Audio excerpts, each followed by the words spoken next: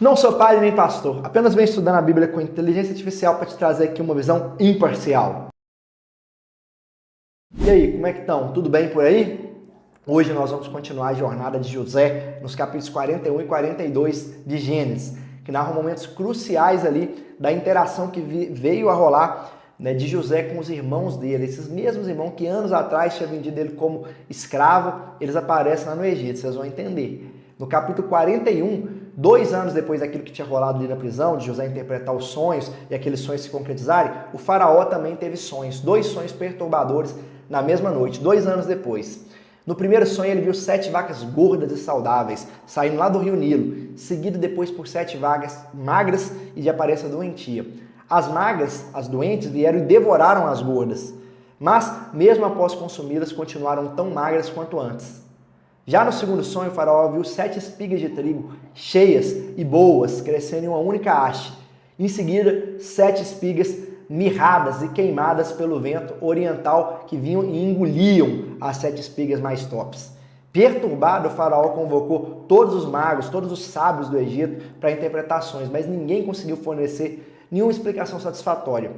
Foi então que o copeiro-chefe do faraó, aquele mesmo que tinha ficado preso lá com José, ele lembrou e falou: faraó, tem um cara lá na prisão, José.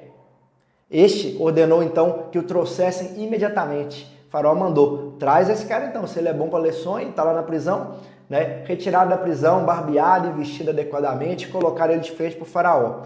E ao ser questionado sobre a interpretação dos sonhos, José afirmou que não seria ele, mas o próprio Deus queria trazer uma resposta de paz a faraó. Ele não era como aqueles magos que ficavam ali fazendo magia, não. Deus que poderia falar ou não.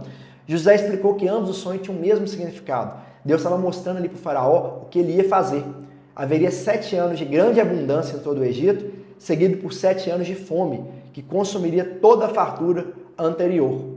A repetição dos sonhos indicava que o assunto estava firmemente decidido por Deus e que ele o realizaria em breve.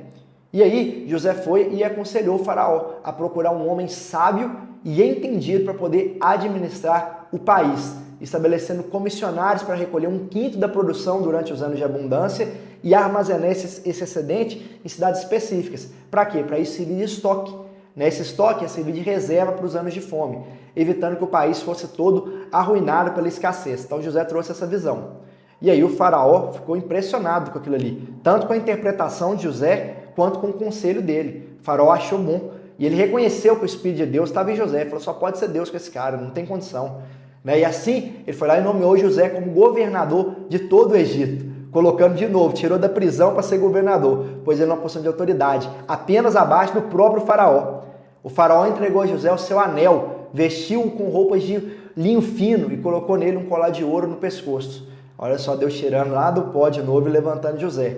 Então José começou a trabalhar, ele foi percorrendo todo o Egito, supervisionando a coleta de alimentos durante esses 7 anos de abundância, e veio ali considerando o armazenamento dessas grandes quantidades de grãos, a ponto de perder de conta, pois havia muito para registrar. Foi muita abundância que teve nos 7 primeiros anos. E durante esse período também, a Bíblia conta ali que nasceu os filhos dele. Manassés, que ele pôs ali o significado de que Deus me fez esquecer de todo o meu sofrimento e da casa de meu pai. E Efraim, que significa Deus me fez prosperar na terra do meu sofrimento. E aí, quando passaram-se ali os 7 anos de fome, começaram-se, conforme predito, a ver, os 7 anos de fartura, começaram a ter a fome, 7 anos de fome. Havia alimento em abundância para o povo do Egito. E o povo clamou ao faraó por pão e ele o direcionava ali a José, que abria os celeiros, vendia os grãos, e a fome era severa em toda a região, em todas as nações, mas no Egito não. E o povo vinha de outras nações para comprar trigo lá no Egito, pois a escassez estava afetando todo o mundo ali, que era ao redor também do Egito, todos os países. E aí no capítulo 42, Jacó, pai de José, soube que estava tendo fartura no Egito, que tinha trigo para ser comprado. E ele mandou os 10 filhos para ir para o Egito, mantendo apenas Benjamim, que era o mais novinho, que era o irmão ali de José de pai e mãe, temendo que algum mal lhe acontecesse. Benjamim não foi. Aí os irmãos de José desceram para o Egito, como tantos outros, todo mundo ia para o Egito lá para buscar comida. E aí chegaram diante do governador para adquirir alimento. E aí eles se prostraram, o rosto em terra, e quando pensa que não era José que estava ali. E cumpriu-se aqueles sonhos que ele tinha tido lá na juventude, que contou para os irmãos invejar, que todos ficariam ao redor dele. José reconheceu os irmãos imediatamente, só que eles não reconheceram José. José já estava muito mais velho, ele tinha sido adolescente que ele tinha sido mandado, né? E José disfarçou a sua identidade e acusou-os de ser espiões. E eles, não, nós não somos espiões, somos todos filhos de um mesmo homem, né? E a gente veio para cá só para comprar alimento. Somos 12 irmãos, sendo que o mais novo ficou com o nosso pai e o outro já morreu, né? Falou assim de José. E era José ali, ele estava falando com um intérprete. José foi tão astuto ali que ele nem falou na língua, ele estava falando com um intérprete, né? Com outra roupa, outra cara, já era bem mais velho. José insistiu que um deles deveria ficar preso, já que eles eram espiões, já usou essa estratégia, né? E falou que os outros deveriam retornar e trazer esse irmão mais novo que ficou lá para comprovar a honestidade. E ele manteve um deles sob custódia, né, que foi Simeão, e mandou que os outros fossem para buscar o mais novo, Benjamim, para trazer. Só assim eles provariam que não eram espiões. Foi a estratégia que José usou. E antes de partir, José mandou colocar todo o dinheiro de volta que eles tinham trazido e encher o saco deles de trigo e de mantimento, sem que eles soubessem. José queria, né, mandar tudo ali para eles. No caminho, um dos irmãos abriu o saco ali para dar alimento e encontrou todo o dinheiro. E ficaram aterrorizados. Falou, putz, será que eles não viram, né, que o dinheiro ficou? Eles vão achar que nós roubamos. Né? Ao chegar em casa, contaram tudo para o pai, para Jacó, inclusive a exigência de levar Benjamim para o Egito. O pai ficou angustiado, né? Eu já perdi um filho, agora vou perder outro, né? E não quero perder Benjamim. E Rúben, o filho mais velho, assegurou ao pai, falou, não pai, deixa que eu vou cuidar. Se acontecer alguma coisa com ele, você pode tirar a vida dos meus filhos, eu vou cuidar. A gente precisa de voltar para a gente resgatar Simeão, né? Que ficou lá sob a custódia de José, não sabia que era José não, né? Ficou lá sob a custódia do governador. E o pai, com o coração apertado, deixou. E aí, 3 lições importantes para a gente extrair desses capítulos. E continua, viu, no próximo, mas 3 lições.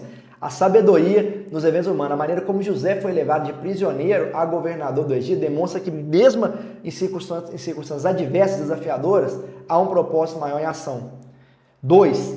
A importância da preparação e da sabedoria. José não apenas interpretou o sonho, mas também propôs um plano estratégico, claro, para enfrentar os anos de fome, mostrando a necessidade de planejamento e gestão eficaz em tempos de abundância e escassez. José foi um baita exemplo de administrador, talvez o maior aí da Bíblia em questão à gestão. E depois 3, o poder do perdão e da reconciliação familiar. Embora ainda não tenha totalmente se revelado nesse capítulo, nós vamos ver nos próximos vídeos, o reencontro de José com seus irmãos inicia um processo de cura e restauração dos relacionamentos quebrados, destacando a importância do perdão e da unidade familiar. José não chegou ali e mandou matar todo mundo, né? Ele quis usar de estratégia, ele falou, volta, ele estava com um plano maior em mente ali, e nós vamos ver nos próximos capítulos. E por agora vamos orar. Senhor Deus, dá-nos a capacidade que o Senhor deu a José, para que nós também sejamos bons interpretadores, que nós consigamos, Pai, ter sonhos, fala conosco em sonhos, traz revelações, traz visões e dá capacidade de gestão, Deus, para a gente multiplicar a riqueza, Senhor, para que a gente possa também ajudar no Teu reino e para que a gente possa, Pai, agir como José, aquele que teve o coração manso, que perdoou, mesmo quando tudo que poderia ser feito ali do olhar humano era atacar, era ficar com raiva. Ele ainda assim teve o coração manso, humilde, bom. Ensina-nos também a ter esse coração, Pai. É o que eu te peço em nome de Jesus. Amém? Fique à vontade aí para comentar, compartilhar. Que Deus abençoe e tenha um excelente dia.